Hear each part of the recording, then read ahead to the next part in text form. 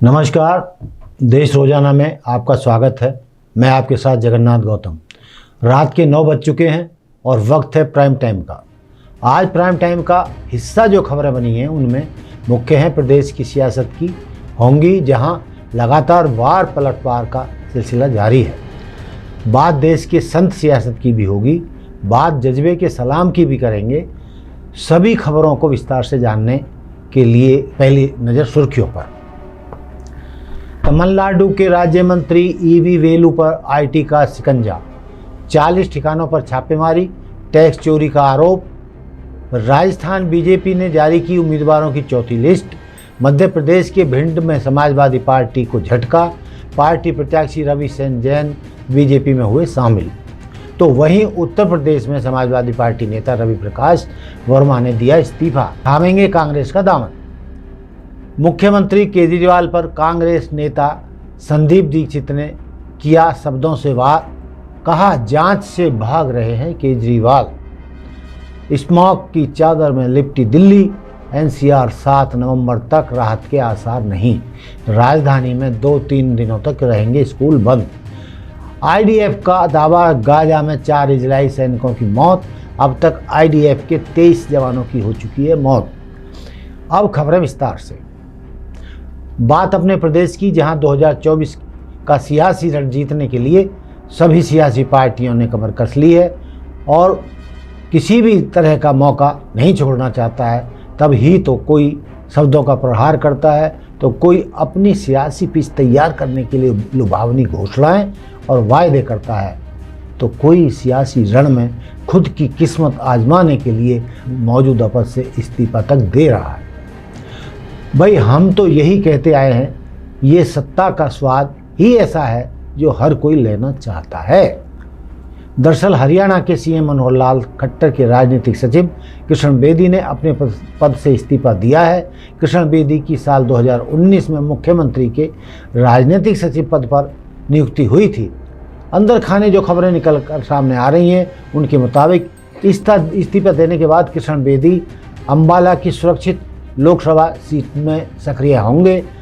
खबरें ऐसी भी हैं कि मूल रूप से शाहबाद के रहने वाले कृष्ण बेदी ने इस्तीफा तो लगभग 10 दिन पहले ही दे दिया था, लेकिन सरकार ने उनका इस्तीफा अब स्वीकार किया है।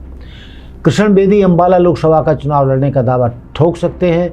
हालांकि अंबाला लोकसभा में दिवंगत सांसद रतनलाल कटारिया की पत्नी बंतो कटारिया टिकट की मजबूत दावेदार मानी जा रही है। अब ऐसे में कृष्ण बेदी का नाम सामने आ रहा है, जो कई सवाल खड़े करता है। अब देखना होगा कि आने वाले चुनाव में कोई बागी तेवर अपनाता है या मान मनोबल से किसी को मना लिया जाता है। बहरहाल यही तो सियासत है, जिसका ऊंट कब किस करवट बैठ जाए कोई नहीं कह सकता। सभी अर्जुन और चिड़िया की आंख सभी का लक्ष्य है, यानी सत्ता की कुर्सी पर काबिज होना।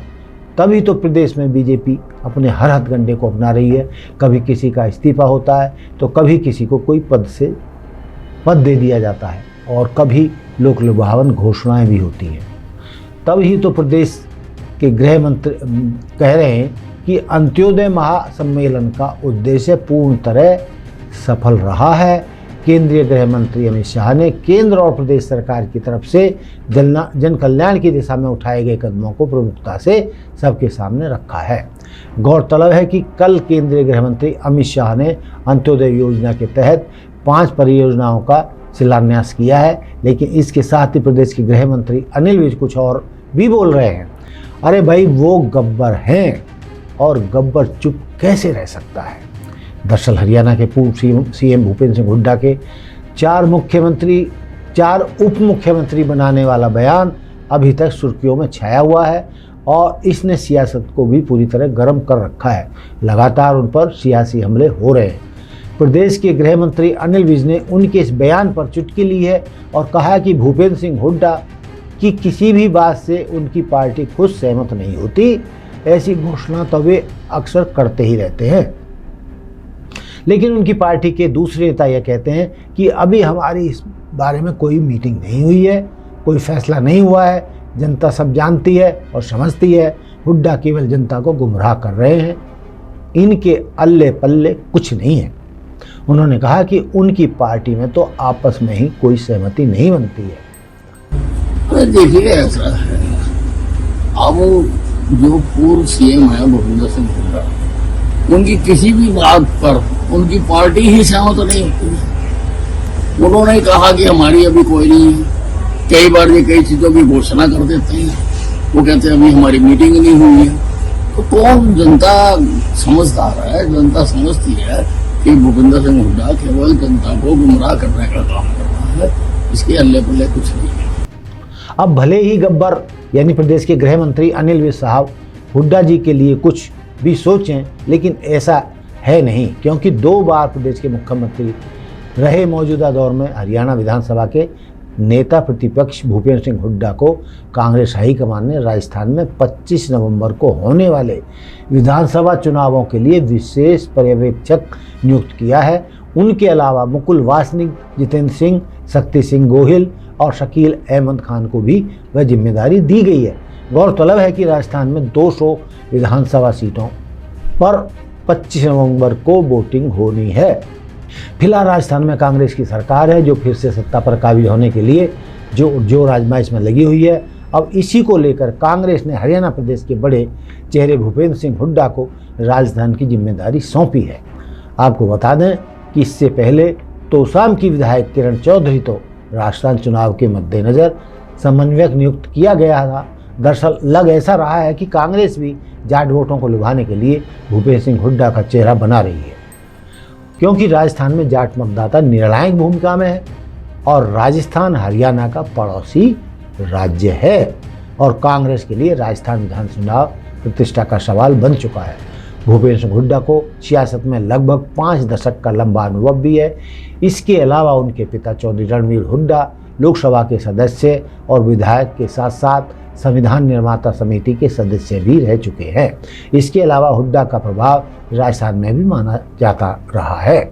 ये तो बात हुई प्रदेश की सियासत की। अब बात देश की संत सियासत की।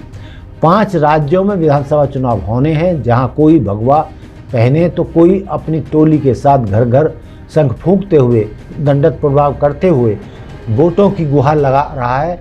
दरअसल आपको यह तस्वीर मध्य प्रदेश, राजस्थान और छत्तीसगढ़ के विधानसभा चुनाव के प्रचार के दौरान देखने को मिल सकती है, क्यों मिल रही है। इस बार बड़े बड़े स्तर पर चुनाव मैदान में संत उतरे हैं। 200 सीटों वाली राजस्थान में अलग अलग समुदाय के 4 से ज़्यादा साधु मैदान में उतर चुके हैं, तो वहीं मध्य प्रदेश और छत्तीसगढ़ में भी कहीं संत अपना मठ छोड़कर सियासी रण में कूद पड़े हैं। सबसे ज़्यादा चर्चा मध्य प्रदेश की बुधनी सीट और रायपुर सीट की है। बुधनी जहां से मिर्ची बाबा और रायपुर सीट से लड़ने वाले महेंद्र रामसुंदर दास हैं। मिर्ची बाबा मुख्यमंत्री शिवराज सिंह चौहान को चुनौती दे रहे हैं, तो वहीं आपको यह भी बता दें कि बुधनी सीट बीजेपी का अभेद्य किला माना जाता रहा है। तो वहीं रायपुर संसदीय सीट पर कांग्रेस के महेंद्र रामसुंदर दास बीजेपी के ब्रजमोहन अग्रवाल के खिलाफ चुनाव लड़ रहे हैं और यह सीट भी बीजेपी का गढ़ मानी जाती रही है। तो वहीं राजस्थान की बात की जाए तो बीजेपी से महंत बालकनाथ, कोटाराम देवासी, महंत प्रतापपुरी को टिकट दिया गया है। तो वहीं कांग्रेस ने मुस्लिम धर्मगुरु सालेह मोहम्मद को टिकट दिया है और वही हाल ही में कांग्रेस का दामन थामने वाली साध्वी अनादि सरस्वती भी टिकट की दावेदार मानी जा रही हैं, जिन्हें अजमेर की किसी सीट से सियासी रण में उतारा जा सकता है। तो वहीं तिजारा सीट से बीजेपी उम्मीदवार महंत बालकनाथ योगी वर्तमान में अलवर लोकसभा सीट से सांसद हैं और वह नाथ समुदाय के योगी हैं, जिनका हरियाणा और राजस्थान बॉर्डर के कई जिलों में मजबूत दबदबा है। उन्हें सीएम का दावेदार भी माना जा रहा है। छत्तीसगढ़ के रायपुर सीट से रामसुंदर दास दूधाधारी मठ के प्रमुख हैं। उन्हें गौ सेवा बोर्ड के अध्यक्ष के साथ साथ छत्तीसगढ़ सरकार ने राज्य मंत्री का दर्जा भी दिया हुआ है। वह विधानसभा में भी रह चुके हैं। तो ये देखना बड़ा ही दिलचस्प होगा कि सियासत में ये संत सत्ता की कौन सी सूरत दिखाएंगे। अब आपके लिए एक अच्छी खबर जो आपको जोश से भर देगी। कहते हैं उम्र किसी भी चीज़ की, खासकर पढ़ाई की, तो मोहताज नहीं होती है। अगर दिल में कुछ कर गुजरने का जज्बा होता है तो कोई भी शख्स कुछ भी कर सकता है। और इसी बात की मिसाल दी है आंध्र प्रदेश के रहने वाले 97 साल की रेवती थंगवेलु ने। आंध्र प्रदेश की प्रतिष्ठित उस्मानिया यूनिवर्सिटी ने दीक्षांत समारोह आयोजित किया और इस दीक्षांत समारोह में सबसे ज़्यादा चर्चा का विषय रही 97 साल की दादी रेवती थंगवेलु, क्योंकि उन्होंने अंग्रेजी व्याकरण वर्णमाला और शब्द रचना से रिसर्च किया है और पीएचडी की डिग्री हासिल की है। रेवती थंगवेलु तेलंगाना की राजधानी हैदराबाद की रहने वाली हैं।